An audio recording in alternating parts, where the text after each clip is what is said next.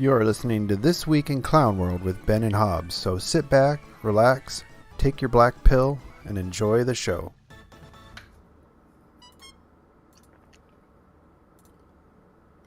Good evening, friends and acquaintances. It is once again time for This Week in Clown World with Ben and Hobbs. He's Ben, I'm Hobbs, and boy howdy are we in Clown World.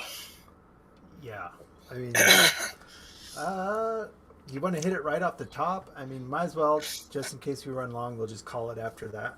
Yeah, I mean, there's a whole lot of stuff that's been going on in the news today. Obviously, we had the anniversary of 9/11 on Thursday. That was a big deal. But it seems to have been overshadowed, of course, by the political assassination of Charlie Kirk, of which I have some opinions. And after viewing several angles of the footage, I'm pretty sure I know exactly what happened. There's a lot of speculation about where he was shot and what exactly happened, and I think I've got it figured out. Other than that, we have France. The French government has pretty much been collapsed under votes of no confidence. And the Zoomers of Nepal have done the most Zoomer thing imaginable. So, if we have time to get to any of that, we will get to that. I'm having a little bit of a difficulty. Ben, if you want to send the link to Simon, Sure. he might be joining us. I'm having a bit of trouble copy pasting it from the Facebook Messenger, so. All right. Send that to him if you could, and maybe he'll jump in. I'm going to mute myself so people don't have to listen to my clicky clacky. So you go ahead and kick it off, and I'll get this over to Simon. Okay, so the deal with Charlie Kirk was a tragedy. He was doing his normal shtick. Now, Charlie Kirk is the type of character who a lot of people don't agree with what he has to say. A lot of people do agree with what he has to say. But to kind of sum up the type of man that he is, or that he was a family man. He was a Christian man.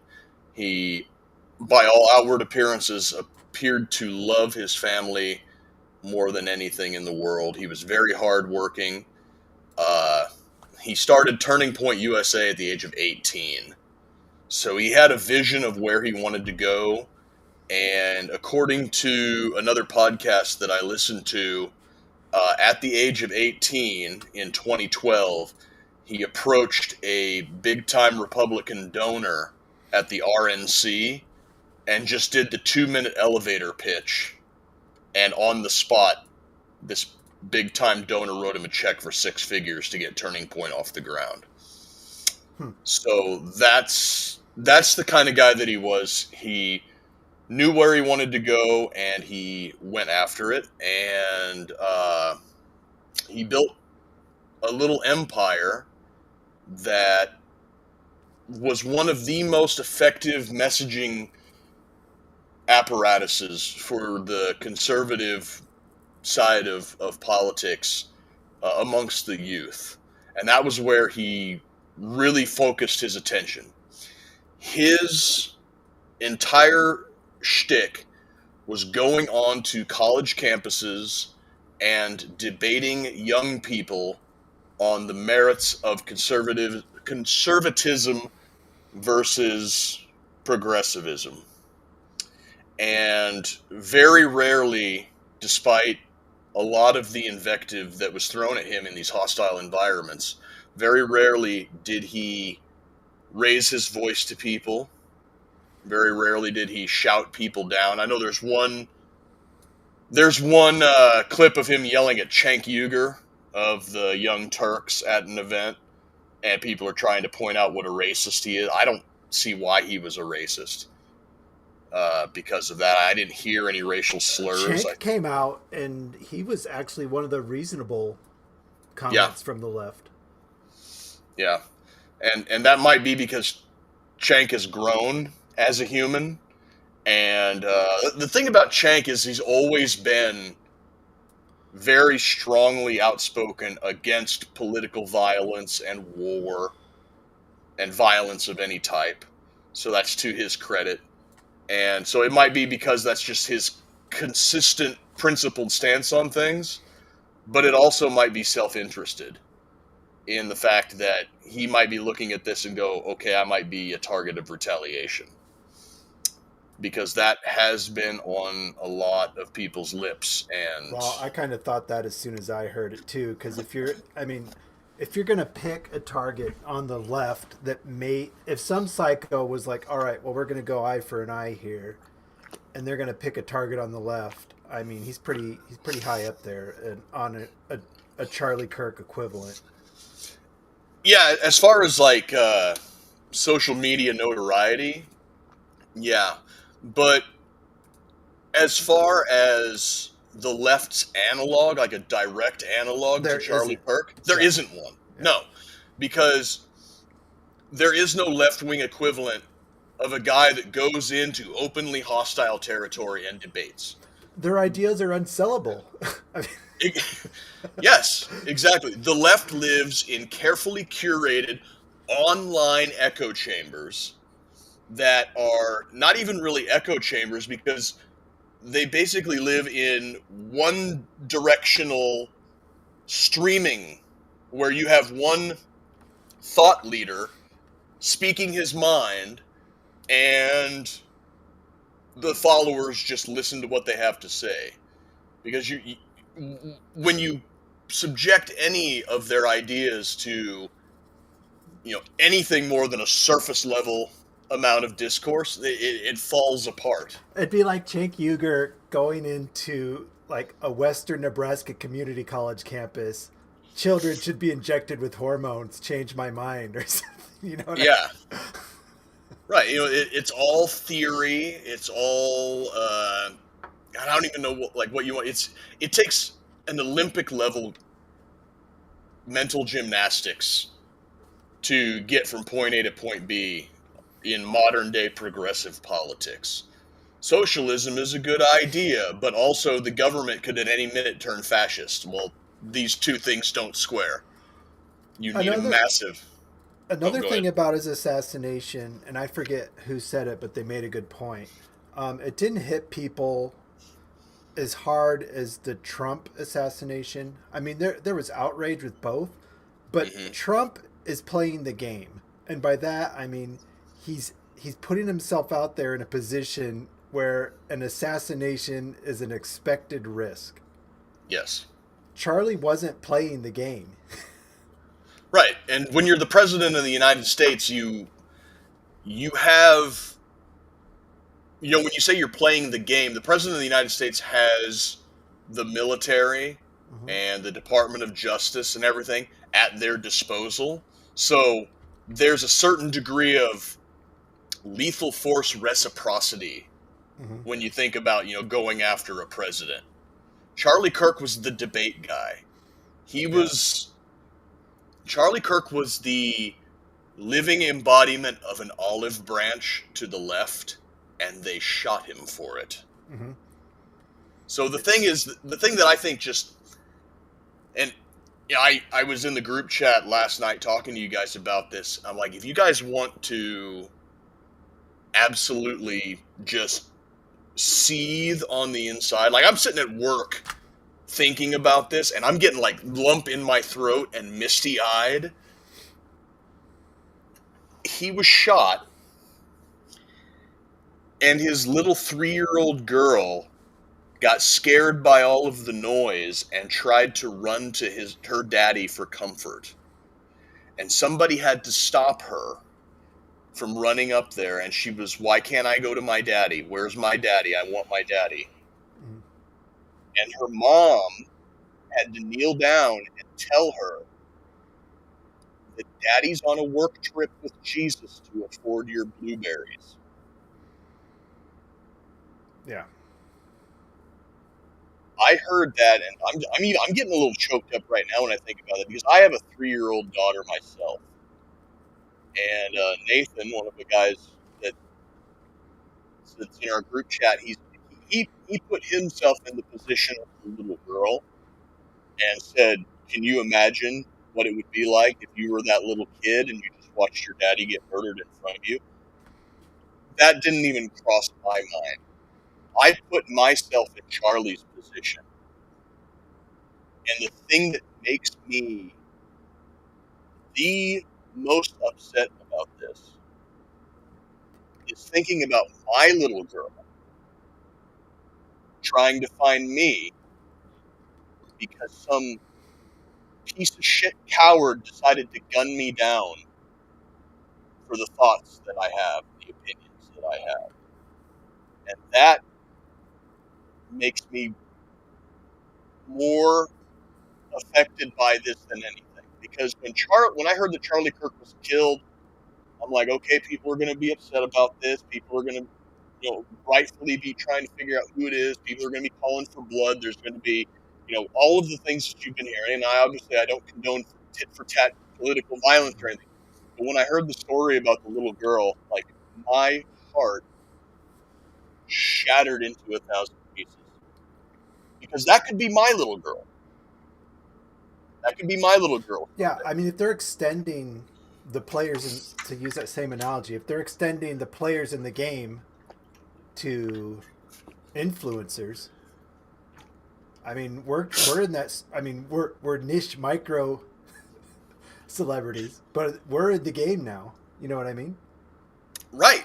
And that's the thing that I kept replaying in my head, because I ran for Congress in 2020, and even though I ran as a libertarian in an R plus 50 district, that means that the Republican candidate won by 50 points. So there was no chance in hell that I was going to be anywhere near Congress. Even though that was the case, Nebraska Antifa tried to dox me, and they tried to get me fired from my job. And that was in 2020. That was the tactics in 2020. Now in 2025, it appears that the tactics have gone to a shooting war. Mm-hmm. So one part of you takes a look at this and says, I need to start keeping my mouth shut. I need to start curating what I say on the internet. But that's exactly what they want. One tribute that I saw was a comic book writer called Ethan Van Sciver.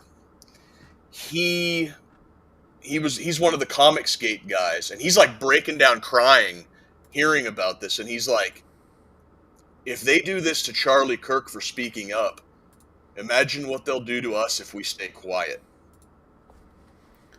Yeah, the method in which he was... I mean, if you just wanted to get rid of Charlie Kirk, I mean, surely you could tail him and figure out where he lives, shoot him when he's getting in his car, something.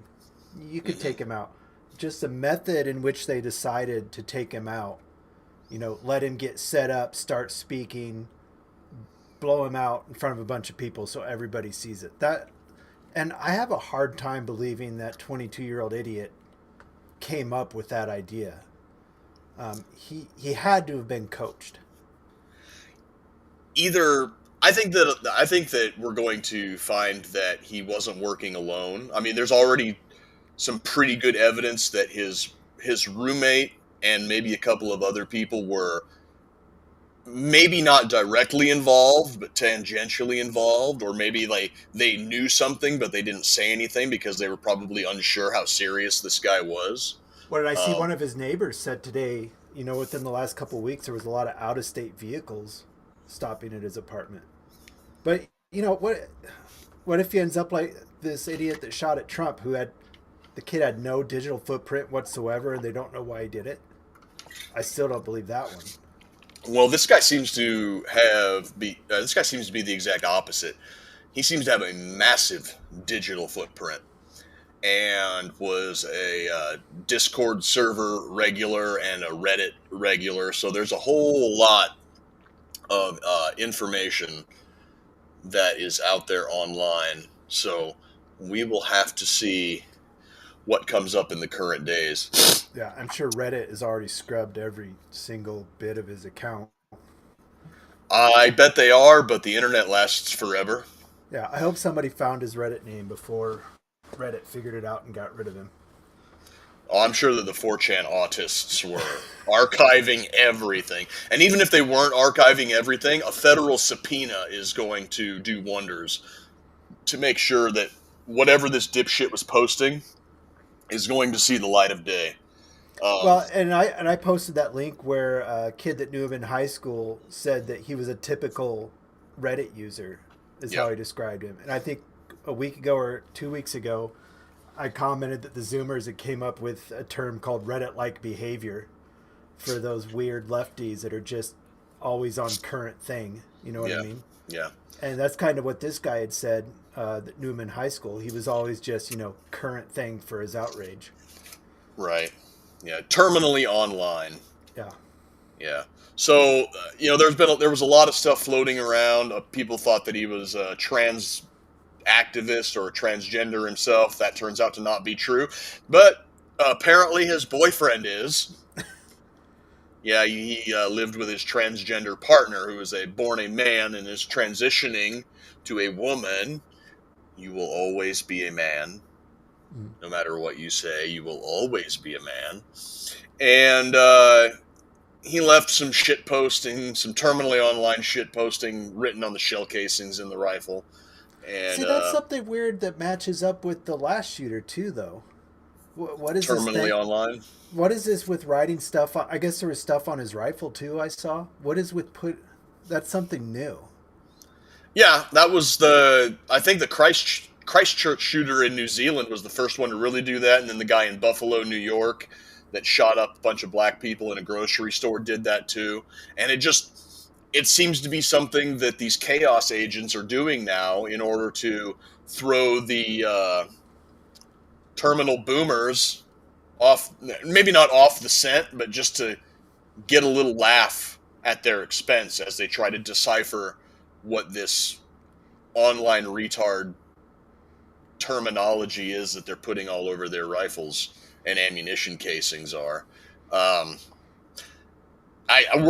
expect to see it a lot more into the future, but we can go into some of the away from the speculation and more into the kind of hard sciences of what exactly happened. Sure. So the pictures of the rifle came out. It was a Mauser 98 30-06, which is a powerful rifle, but it's also it's very common to have these World War II German rifles that have been sporterized. This rifle probably was imported in the 50s and then sporterized sometime in the 60s or 70s. And what I mean by sporterized is the Mauser 98K or K98K as a military rifle issued by the Germans, both from 1898 until 1945. This is a very old rifle. In its military pattern, it was a wooden stocked rifle with a wood stock that went almost all the way out to the muzzle. It had no real accoutrements for attaching an optic to it. There was some later stuff in the war, but we're not going to worry about any of that. But as a standard issue infantry rifle, it was just a wood stocked rifle with a wooden stock that went almost all the way to the muzzle and no optics mounting capability that can really be spoken about. It's 5-round magazine, bolt action rifle. Incredibly basic mechanisms. Yes, incredibly basic. Like I said, they were adopted in 1898. They've been around for almost 127 years now. What happens when you sporterize one of these old rifles is you take that full-length wooden military stock off of it and you shorten it way down so you have a much more exposed barrel. This is that classic hunting rifle look. And then you also have a gunsmith drill and tap the receiver over the action for scope rings. This allows you to mount a scope on your rifle and turns it into that classic hunting rifle outline that everybody knows, which he had, yes. When the FBI found the rifle in the woods, They took pictures of it and posted it online. It was a classic, and Ben, you might be able to find the pictures of it while I'm explaining all of this. But it's that classic sporterized surplus military rifle, and people were saying, man, that is a shitty scope mounting job that this guy did, because the scope was like seated way, way back. It turns out that as the guy was fleeing the scene of the crime, he jumped off of a roof and dropped the towel that he had this rifle wrapped in. And what likely happened was that the rifle landed on its butt, which caused that scope to shift in the rings all the way back. So that was probably what happened to that scope, because if you take a look at the picture, the rear scope ring is all the way up against the turret assembly, which is that part in the very middle that has the adjustment knobs on the top and side that allow you to, yeah, there it is right there. And you can zoom in on it and you can see what I'm talking about. The rear ring, the one that's right over the bolt handle, is all the way up against the turret assembly, and the front ring is right up against the objective bell, which is the front, that front bulged out, the front objective lens. So that means that scope was shifted all the way back, and that was likely, he took like a 15-foot drop off of a building, and the rifle hit on the butt. Apparently, the head stamp on the ammunition was Turin, TRN, and a lot of people were laughing at the FBI, being like, "Oh, TRN, is this your transgender engraved propaganda that you were talking about, FBI? You're so stupid." And it's like, no, it was the stupid shit that he had written on it with a Sharpie marker. The TRN is the arsenal head stamp for Turin, which is like a shitty Turkish ammunition manufacturer or something.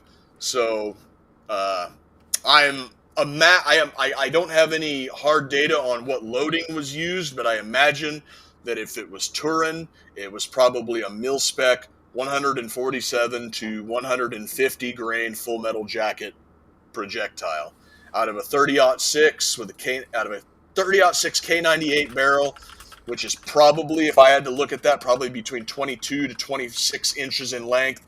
You're getting about 3,000 feet per second. This is an incredibly potent cartridge. The distance was estimated to be about 200 yards. Yeah, people commented that, he must be a trained sniper. He shot him in the neck where he didn't have armor. Well, pulling up and to the right is a common fuck up for a right-handed shooter. So I'm guessing he was aiming center mass. Right.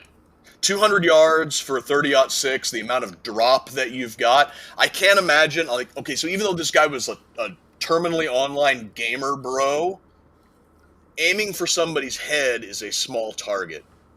And that's the sort of thing that you would expect a gamer bro to do. But even at 200 yards, if you were aiming for the T-zone, which is the T made by your nose and the lines between the pupils of your eye, that's called the T-box. That's an instant incapacitation shot.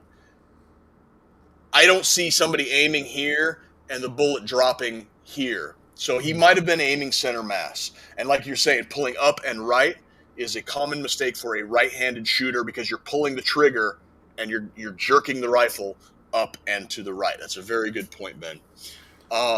Some people were saying that he was hit directly in the neck. I saw a video from the his 3 o'clock position where I watched the exit wound, and this was something that Harrison Smith showed on his show on InfoWars. The exit wound made it look like the bullet was coming from down below. So hit about right here, slightly to his left of his Adam's apple, and exited slightly above it, which indicates that the trajectory of the bullet when it struck him in the neck was coming from somewhere low. We know that the shooter was in a higher elevated position, so this is what I think happened. It has been confirmed that he was wearing body armor. It has not been confirmed what kind of body armor he was wearing. Most people are assuming that it was some type of a soft vest, like a level 2 vest, like police officers wear under their duty uniform. A level 2 vest is rated up to and including most common semi-automatic pistol calibers up to, I believe, 10 millimeter auto. So you've got like your 9 millimeter, your 357, your 38 special, 45, 10 mil, 40 Smith & Wesson common, semi-automatic and light revolver cartridges. Stepping up from that is level 3A soft armor. 3A soft armor is rated up to a 240 grain 44 Magnum out of a 6-inch barrel. Mm-hmm. It's a substantially more protective body armor, but it is not rifle rated and it is not hard armor. A 30-06, even through a 3A vest, is going to cut through it like a hot knife through butter. So this is what I think happens. Let me just turn on my... Oops. Hang on. Sorry, folks. Turning on my... No. Damn it. Okay, there. Okay. Damn it, let me turn the brightness down. Okay, so most military, law enforcement, and prepared civilians who know and use body armor are going to invest in some type of a ceramic plate. Or if you're really, really bougie, you might get what's called an ultra high weight or high molecular weight polyethylene plate. But we'll put that to the side and we'll just talk about ceramics. This is a ceramic body armor plate. This is level 4 body armor. Level 4 body armor is rated for multiple hits of 7.62 NATO, which is 308 Winchester, as well as at least 1 and up to 4 rounds of 30-06 armor-piercing ammunition. Charlie Kirk was obviously not wearing a ceramic level 4 plate, because if you'll take a look here, a ceramic level 4 plate is 3/4 of an inch thick. And that would have been easily seen by everybody in the crowd. It would have been easily seen by everybody watching the videos of him getting shot. And in all honesty, the possibility of a 30-06 FMJ skipping off of a ceramic level 4 plate is extremely rare because it's sitting like this. Now, even though he was sitting like this and it was below his collarbone, he was leaned back quite a bit. So the possibility of it skipping off of a ceramic plate at a high enough angle is possible, but unlikely. If Charlie was wearing a ceramic plate, it likely would have caught the bullet. What I think happened, this is a piece of AR-500 steel armor. Now, most AR-500 steel armor comes with something called an anti-spall coating. Mm-hmm. That's this rough black texture that you see here. When AR-500 first started to be popularized as body armor, a lot of companies were selling it, and it was literally just truck bed liner, which is kind of embarrassing. Now, as it's grown in popularity and the companies that sell this stuff for body armor have kind of gotten the capital to do so, they've used a lighter coating, or not a lighter coating, but they've used coatings of some type of, usually a polyethylene, and then wrapped it in Kevlar fabric as the anti-spall coating. When I say spall coating, when a bullet hits this stuff, the bullet shatters. And when it shatters, the fragments can go, they'll go in all directions. And when you have a polyethylene coating wrapped in a Kevlar fabric, it's supposed to catch the fragments. However, if you take a look at this just has one layer of anti-spall coating on it. And it's very, very thin. Now, steel armor is very, very heavy, and you have the it's very heavy, and it's you have the spall coating on it. But as you take a look at these two plates, they're different shapes, but they're roughly the same size. This ceramic plate covers more of my, even though it's an extra small, it covers more of my vital organs than this. This is a special type of plate for a special carrier that I bought like 10 years ago. But this larger ceramic plate weighs about 2/3 of what this tiny little steel plate. So steel armor is incredibly heavy, but it is very, very thin. Even with a spall coating on it, it's much thinner than the ceramic plate. You can take a look at both of them right there. It's about 1/5 of the thickness of the ceramic plate. I think Charlie Kirk was wearing a bare steel plate. I don't even think he had any of the spall coating on it at all. I think he was wearing a low profile, probably like a compression shirt underneath of his t-shirt with a bare steel plate underneath of it. And as he's sitting there talking to somebody, you can see he leaned forward, said something into the microphone. He put the microphone down, and he leaned way back in his chair. And I think the bullet hit here, bounced up into his neck, and that's why it looked like it was coming from down below. Bounced up into his neck and exited out the back of his neck, severing his carotid artery and causing him to bleed out. He probably bled out in seconds. So thankfully, he probably did not feel too much pain, fortunately. Yeah, and, they didn't pronounce him dead right away. I'm going to guess there was medics on site trying to keep him going. But, Yeah. That much of a blowout on a carotid, it's not good. Yeah, you saw it it yeah, poured I out. watched it once. It's like, well, I don't need to see that anymore.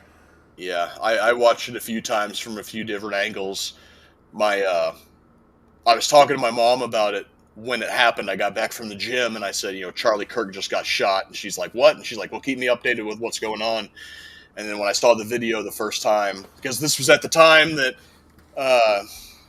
we were still being told that he was alive and in critical condition. And I'm like, I just saw the video of him getting shot. And my mom said, well, they're reporting that he's in critical condition. Do you think that he survived this? And I'm like, no, Mom, I think I just watched a man die. Yeah, I mean, your chance of survival, even his situation with their, medics on site, it's probably 3%. Yeah, I heard one guy say that he could have been shot in an operating room. Yeah. And his chances of surviving were next to none with that shot. So. Well, and everybody saw it. The way that this ended up in the normie sphere is what I'm going to call it. I mean, every normie saw that video. Yeah. I mean, this is probably done. I want to say it did damage to the left, but it also unmasked them so everybody could see what they were like. And to that, I want to say the way the left reacted to his shooting. So the way that there were so many people celebrating it and saying he deserved to die, because a lot of people could see themselves in Charlie. The thing is, the left thought that Charlie was extreme. He was a moderate. I wouldn't even say that he was a moderate. He was, like I said earlier in the show, he was the living embodiment of an olive branch to these people. Let's talk about this. He was willing to work it out moderate. Yeah. And to them, he was literally Hitler. And the fact that they celebrated it, I mean, the mask is off. That shows what large portions of the left want to happen if you can see yourself in Charlie Kirk. Right. If you're a Christian who doesn't agree with abortion, oh, you deserve to die. Yeah. See, that's the thing. It's like I don't think any of these people that were celebrating his death actually hated Charlie Kirk, because I don't think any of these people knew who he Well, was. that doesn't even matter. They They hated the idea of Charlie Kirk. But if they yes, hate the idea of Charlie Kirk, they hate the idea of probably half of America then. yeah, they hate who they thought Charlie Kirk was because they've been told by people with sinister agendas and unsellable ideas who Charlie Kirk was. Oh, Charlie Kirk was a racist and a misogynist and a Nazi, and he deserved it. It's like, yeah, okay. Yeah, Nathan, this exposed the left way more than the Trump attempt could. Oh yeah, because we expected people Yeah, if to. you're going to celebrate Trump getting shot, fine. Yeah, like I said, he's in the game. Yeah, yeah, I mean, it's not expected, but I mean, if it happens, it's like, all right, well, they're going to try that. I mean, that's happened before. yeah, and And the other thing that's concerning, I mean, this got me thinking how much the way they lied about Charlie Kirk and made him seem like he was literally Hitler and needed to be killed. How many people before now have we been lied to that, they've said it needed to die? You know what I mean? The historical bad guys. That should get everybody thinking about historical bad guys. yeah, yeah.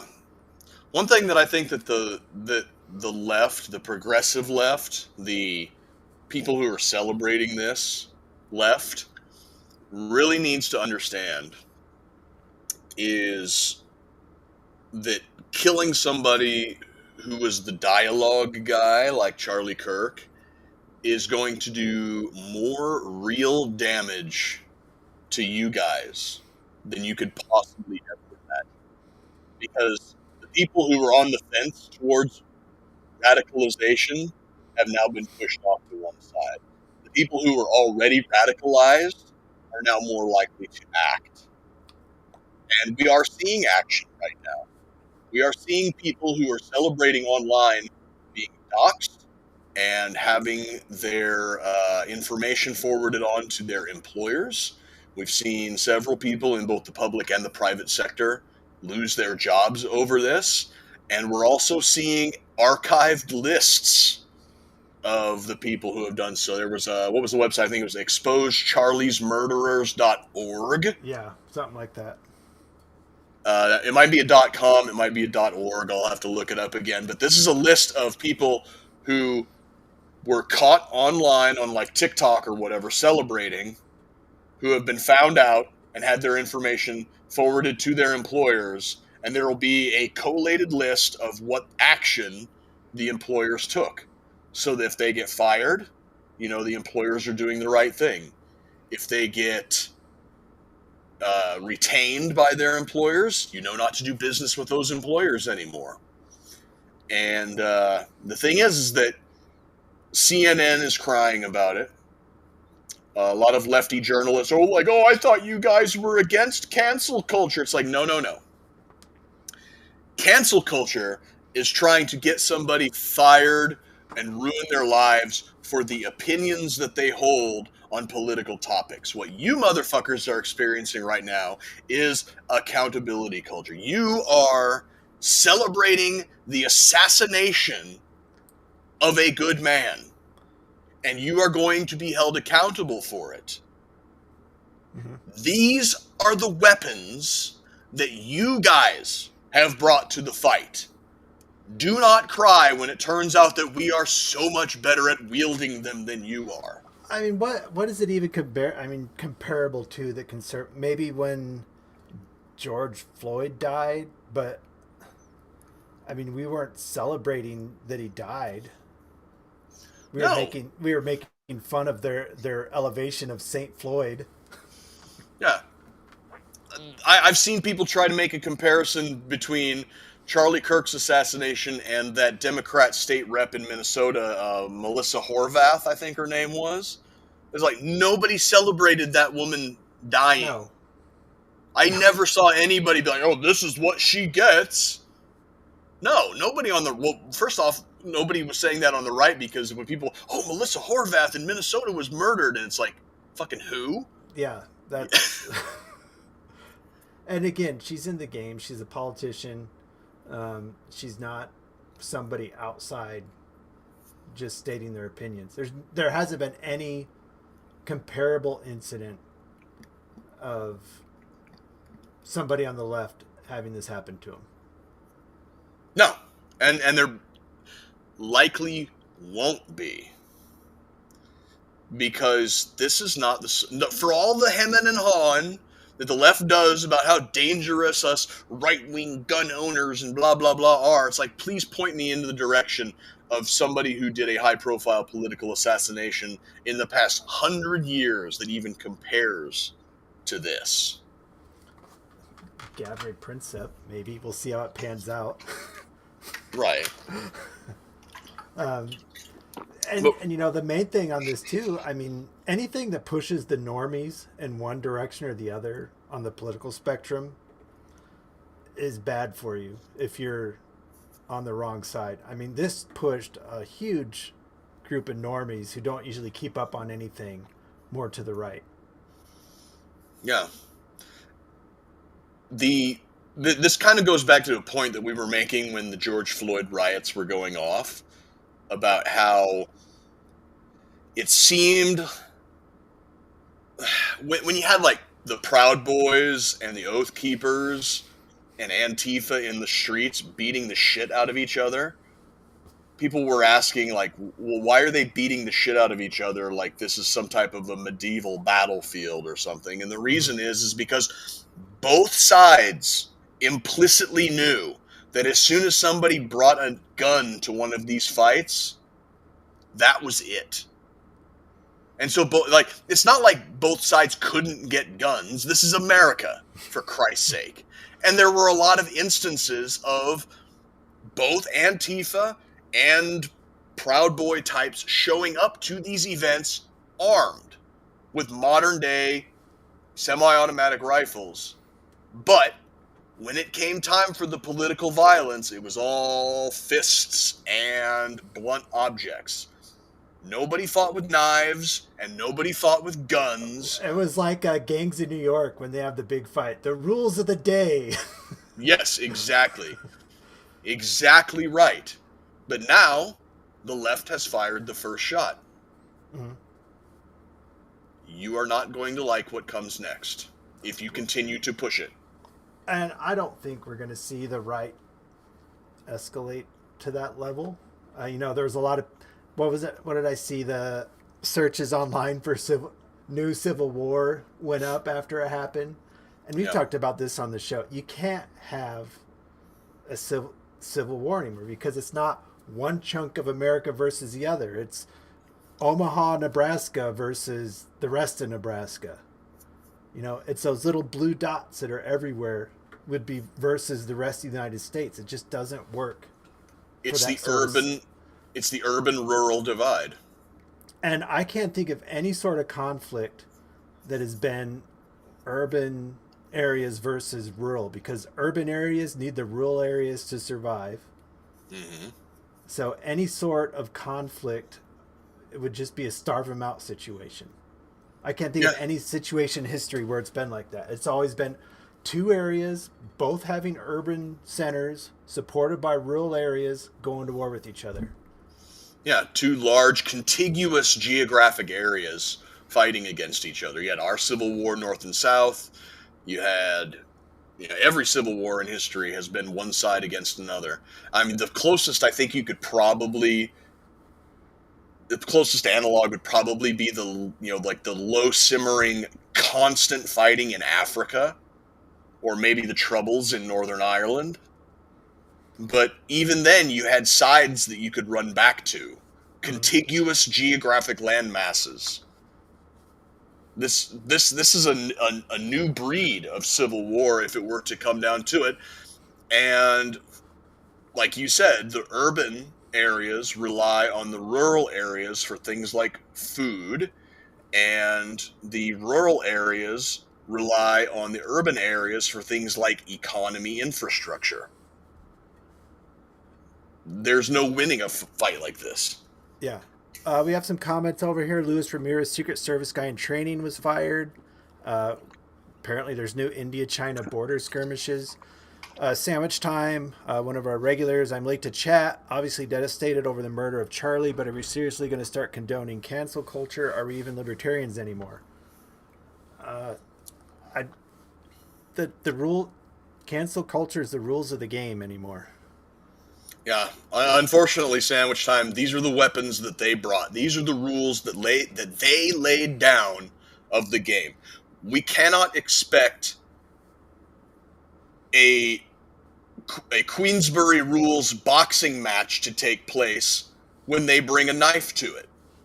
You have to pull your own knife, because you can die on a hill of principle, but you're still dead on a hill. Yeah. Or you can fight back on the terms that your enemy has brought to the match. Let's see. Question now, do we have to wear our backpacks to the Brother War? Civil War got the Siege of Detroit update from Raptor. Trade your morals and liberty for government security. I don't think we're doing that. I mean, this is almost a free market solution to, if you ask, the canceling. Yeah, in the coming days, there's likely going to be the left trying to manipulate the right into accepting more strict surveillance and perhaps even gun control. Make sure that you have, make sure you have your the Capitol switchboard on speed dial in the event that such things were to come to pass. The bolt-action rifle in a gun-free zone, but we need more gun control. Yes, assault weapons are the problem, right? Yeah. Luis Ramirez said no, that was in the reference to the Gang New York movie. To wear backpacks to the Brother War. I must have missed that one. So yeah, I mean, that the rules have been laid out, so we might as well use them to our advantage if that's what's going to happen. And, yeah. And the things we were getting canceled for was saying a no-no word, saying the word tranny. I mean, people were getting canceled for that. Like I said at the beginning of the show, I got doxxed and they tried to get me fired from my job because there was a picture on the internet of me with a Confederate flag patch on the side of my helmet that I got when I was in Georgia. Yeah. When I lived in Georgia for 8 years, and they put that picture out there and be like, obvious racist, fascist, Nazi, the libertarian candidate for Nebraska District 3. It's like, yeah, okay, faggots. Yeah, canceling for a non-hateful opinion. I mean, but whereas these people are getting canceled for celebrating a death, not agreeing with the whole globo homo agenda is nowhere near the same level as celebrating somebody getting shot. Yeah, and it wasn't even celebrating a death. You know, Charlie Kirk had died of natural causes, and they were celebrating.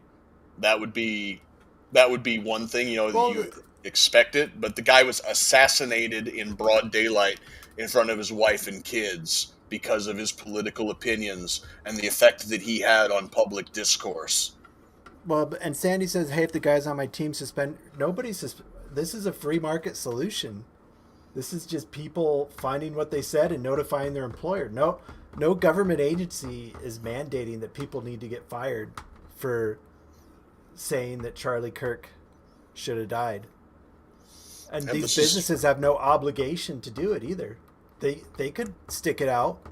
Yep. You know, if they want to say, you know what, I agree with my employee, fuck Charlie Kirk. They can do that too. And then they are not entitled to your money. Yeah. That's that free market in action, freedom of association, voluntarism for the win. You know, and I don't think we ever said that when all these people were getting canceled for, you know, coming out against vaccines and whatnot, you know, there was no we didn't say there should be a government solution for that. We just said it was bullshit. Yeah. Raptor, the man was murdered for beliefs he did not even hold. Yeah, pretty much. We hit on that earlier that they didn't have any idea what they hated him for. Most of the people, when you bring it up, the one that they get on that they say was a racist was because he spoke against the Civil Rights Act. Yeah, you're going to call Larry Sharp a racist too, because he's like, yeah, the Civil Rights Act was a mistake. And the one about what the other ones they get him on, he said that a woman who gets raped should be encouraged to carry the baby to term. Okay, welcome to bog stock Catholicism. Yeah, 2 wrongs don't make a right. So, why should you kill a baby because the way it was conceived?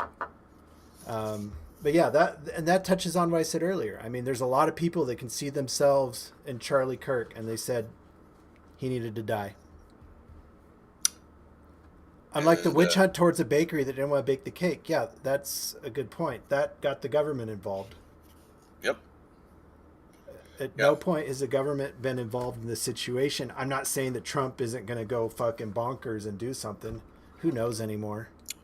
Yeah, they took a shot at him, and this is something that I wanted to bring up, is they took a shot at him, and he came into his second term swinging, and then a lot of stuff got dumped on his plate, and he seems to have slowed down in the last couple of months, because, I mean, he's like one of those circus guys that's just spinning plates, and he's spinning a lot of damn plates, and he's getting tired and stuff. I think that this Charlie Kirk assassination is going to be the kick in the ass that he needs to get back in the game the way he was at the beginning, where it's like, fuck your feelings, fuck the optics. We've got a job to do, and we know how to do it within the bounds of the law and the bounds of the Constitution.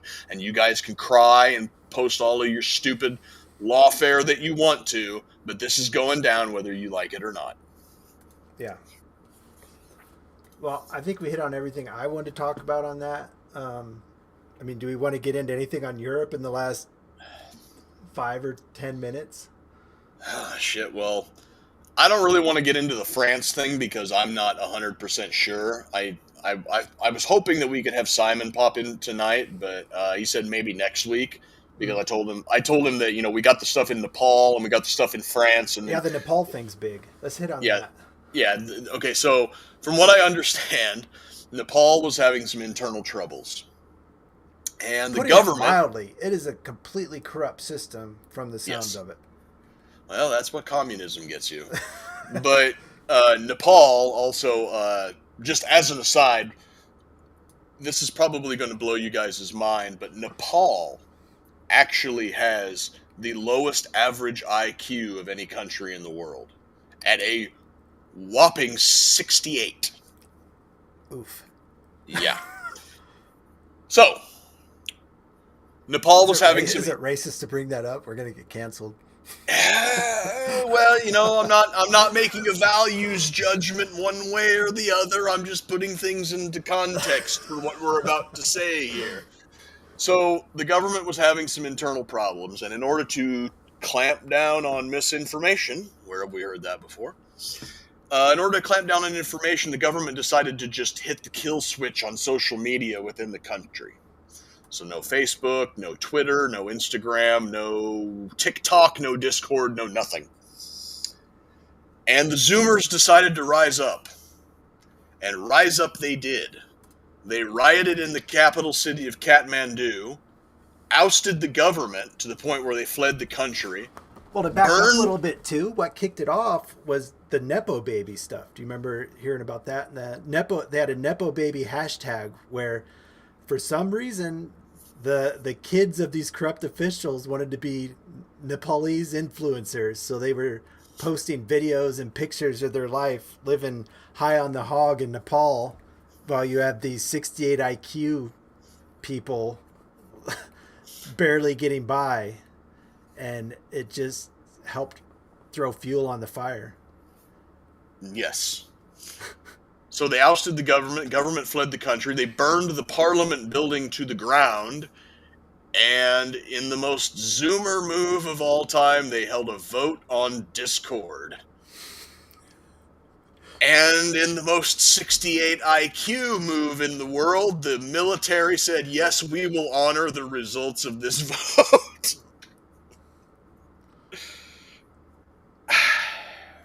Next, they're going to start spraying electrolytes on their fields, I think. Yeah.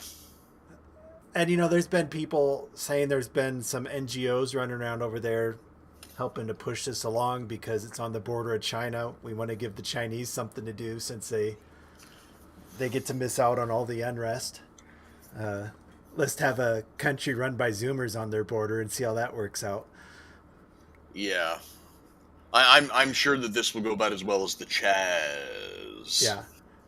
And, you know, some of the officials that weren't really in on the corruption too much, they saw what was going on and they left early. So they got the hell out of there. But, you know, a lot of them stuck around. I saw they were beating him in the streets. You know, the prime minister's wife got burned to death in their house when they burned every official got their house burned down. What's that Simpsons meme where it's like, that's how you do a riot, or that's how you do an insurrection? So, yeah. Well, I didn't see the thing about the election. So what did they end up, what type of government does 68 IQ Zoomers come up with? I'm intrigued now. I want to see how this plays out. I do not have any information on that. If you want to look that up real quick, you can. Nepal Discord vote, I guess we'll go with. Yeah. They elected a female boomer, like it looks like. Very long house. Looks like somebody's grandma, maybe. I don't. Hey, Gam, you want to be the president? That's interesting. I'll have to look into that one. But yeah, that's what we have going on the Chinese border. So I guess China's got to put up with Zoomer, 68 IQ Zoomers, and India testing their border at this point. Yeah, and for those of you who don't know why we keep bringing up the 68 IQ, the threshold for mental retardation is 75. So do with that information what you will. I mean, not that Zoomers have the greatest reputation for being intelligent people to begin with, but 68 IQ Zoomers running a country on the border of China, what could possibly go wrong? And, you know, that's probably, how do I say this without getting a door knock? I mean, probably pulling politicians out of their houses and burning them down is the only thing anything would happen here at this point. You know what I mean? Yeah. I mean, that's the situation. I mean, maybe we have that level of corruption. They just hide it better. But that's about to the state we're at. Yep. Whoever you vote for, you get John McCain. Now, whoever you vote for, you get Benjamin Netanyahu. And there is rampant nepotism going on. I don't know. Maybe we're more like Nepal than I'm realizing now that I'm thinking about it. Yeah, our politicians derisively refer to Russia as a gas station with nuclear weapons. So what does that make us, Nepal with nuclear weapons? Yeah, I guess. At least Nepal's not shipping billions of dollars off to other countries, while theirs was falling apart due to rampant corruption by the officials. Ours is falling apart due to money going all over the damn world. Yeah. I think I saw a stat today. It was like 63% of America's infrastructure is behind upgrade at this point. Yep. But quick, another $68 billion to Israel. Ukraine needs half of the output of our military-industrial complex. While my little town's trying to come up with $1 million to redo their main street. That's like what, one bomb? I had in my town, there was a section of road that was under construction when I first moved in to the house that I'm in here now 3 years ago, and it just recently reopened about 2 months ago. So, about 3 Luis years. Ramirez commented we should have talked about the Venezuelan fishing boats. Yeah, well... Did we hit that last week? Briefly. I guess they boarded some. We'll look into that one for next. Hopefully we can get Simon on here. Yeah, Simon, if you're watching, we'll get you on next week, bud. But yes, thanks for everybody for hearing our opinion on Charlie Kirk and our hot takes, even though there's been a lot of them out there. I think we provide some insight that they might have missed even, which I've noticed happens fairly often. So thanks for sticking by with us and hearing that out. And we'll hit on some other stuff next week, same time. Oh, yes. Got a plug. Okay. Everybody, if you want to support us, if you like what we do, please go to Liberty.com and buy our Freedom Swag. The other thing that you can do is you can go to the AlexJonesStore.com/R2L. That is our 2 websites that we use and there's been people buying shirts, and I just see usernames over here. They don't ever match up to anybody that's bought a shirt. So if you do buy a shirt, throw a shout out in chat. We'll give you a personal thank you. Sorry, I just want to throw that in. Yeah, if you guys buy a shirt, you can tell us that you bought a shirt, and if you want to send us a picture, we'll probably put it up. If you want to be featured in one of the videos, we'll give you a shout out, put your picture up. You can go to Twitter at R2L Pod on Twitter, and you can follow us there. You can send me a DM if you want to. I'm not on it as much as I probably should. We really need to figure out how to stream over there, because I think we get a lot more views over there. Yeah, we'll figure that out. But yeah, that's all our places to be followed. Thanks for the show. Good to hear from you guys. Yeah, thank you, Sandwich. Thanks for the discussion. Good discussion from you. So catch us up next week and stay honky.